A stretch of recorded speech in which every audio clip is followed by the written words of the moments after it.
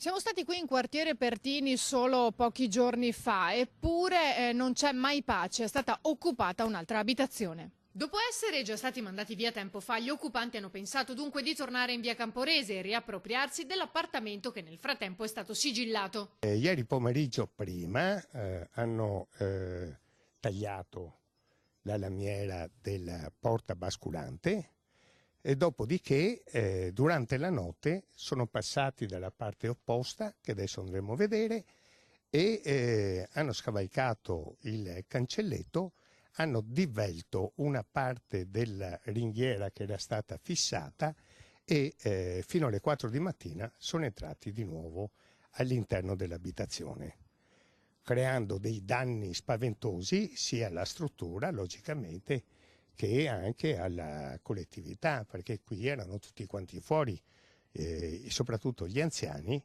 che per tutta la notte insomma sono dovuti rimanere svegli. I residenti hanno chiamato le forze dell'ordine giunte sul posto poco dopo, ma ormai l'appartamento era stato occupato.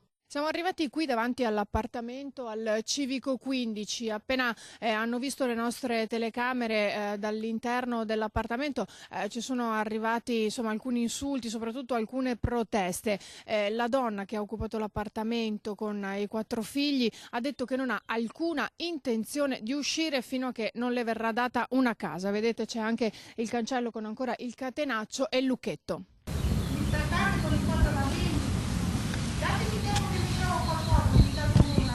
Io ero a Roma, ai Gemelli, che ho fatto l'intervento il 25 marzo, ho fatto l'intervento a mia figlia e c'ho tutti gli incartamenti, c'ho tutto quanto, guarda, c'ha 10 punti in testa e loro sapevano che c'ho tutto il mio vestimento, c'ho tutta la mia roba qui.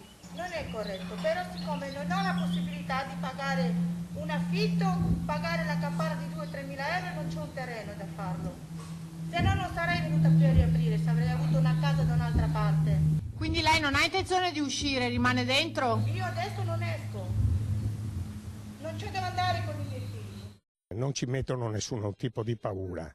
Noi abbiamo il diritto di pretendere un quartiere a posto, abbiamo il diritto di avere un quartiere normale senza delinquenza.